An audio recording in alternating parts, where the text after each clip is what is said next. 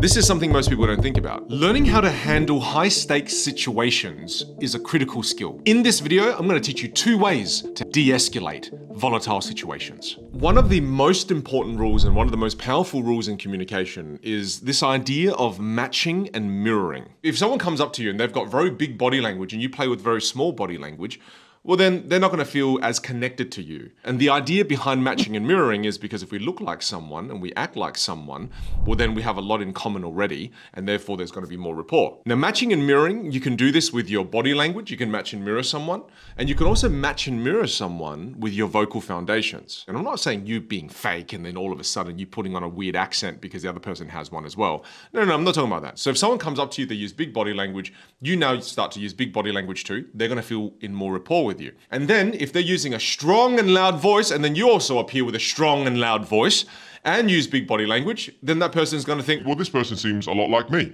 So if they seem a lot like me, then all of a sudden they're going to feel more connected to me. The first example I want to give you is with my wife. So when my wife gets angry at me, this used to happen before. It doesn't happen as much anymore. I have been able to evolve as a husband, but this is what my wife would often say to me, and this is how she would often say it to me.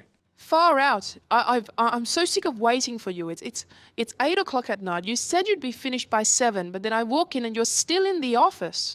I was still learning about my wife at the time. This is us early in our marriage. And I thought, oh, you know what? I'm going to be really calm. And I responded to her by saying, look, one of the reasons I'm in the office still right now is because I'm trying to work for our family. I'm trying to work for us to have a better future, a future where we can negotiate whatever reality we desire. I'm not just doing this for me, I'm doing this for me and you. And then my wife's the kind of woman that when I do that, when she's heated and I'm really calm, it drives her nuts. In her mind, as we've learned about each other, in her mind, her delivery of what she said was filled with emotion, passion, and that, you know, she really loves me. And then when I give her like a neutral reply, to her in her head is that I don't care, is that I'm not feeling anything, is that I'm not feeling the way she feels. So to my wife, it's funny. It's interesting. This is why context and you knowing the person is critical. It's not, here's one rule, use it in every situation that's high stakes. That doesn't work. That doesn't work. Context is everything, right? So with my particular wife, I don't have more than one. I've just got one.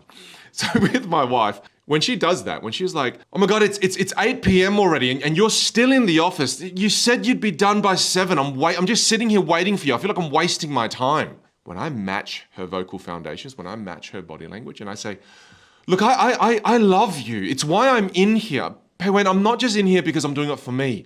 I'm in here because I'm trying to create a future for us so that we can create a reality, any reality we desire. When I do that, we end up hugging it out. And she loves it.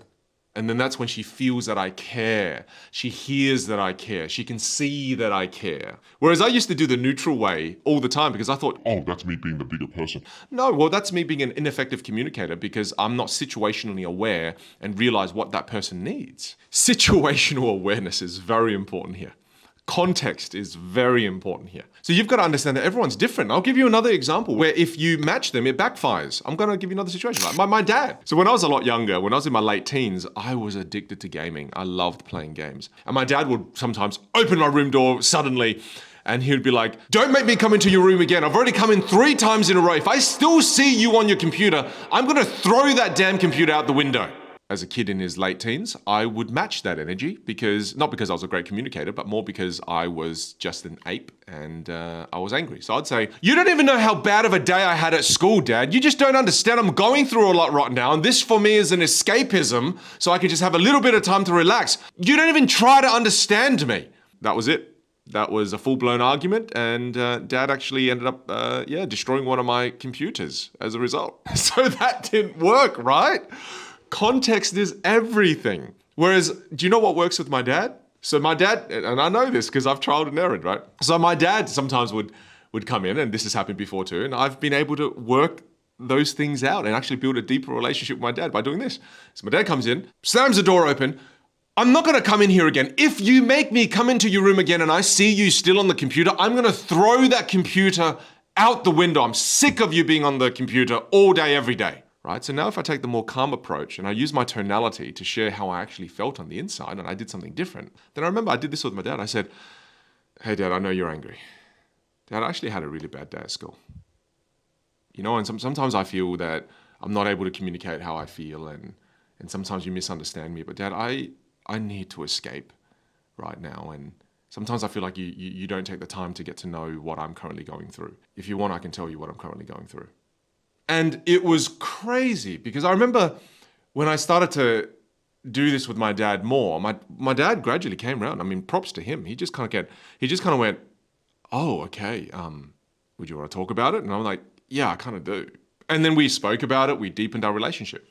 Now, I'm just giving you 2 examples so you can see that one rule doesn't apply to every situation. And one of the most important skills you have to learn as a masterful communicator is when to do what. Whereas I understand that as you begin your journey as a masterful communicator, you want things to be simple. You want just one rule, right? However, life is more complex than that. People are more complex than that. That's why you have to get good at the entire instrument. That's why you have to become proficient with vocal archetypes. You have to become proficient with vocal foundations, storytelling, using analogies, metaphors, and similes. Because now all of a sudden, when you start to learn how to use these tools to the extreme, then that means that you now can be flexible within any different context. You now can be flexible within any different situation. And to be able to know when to do what to be able to de-escalate a situation requires you to know the other person. Imagine you're trying to defuse a bomb, but you didn't know the bomb. You had no idea how it's wired. Then how are you going to defuse the bomb? So to de-escalate a situation requires you to actually know that person too. Otherwise, you're putting yourself in a situation where you can't win. And how do I know whether or not to match and mirror the person or whether I should actually do the opposite of what the other person is doing? Trial and error. I've had to do so much trialing and erroring with the people that I love in my life for me to be able to get to know them. Because I can tell you this right now, some people don't even know themselves very well.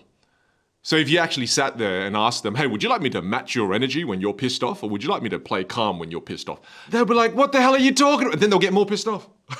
Now, if you don't know the person, well then what do? How do you de-escalate it?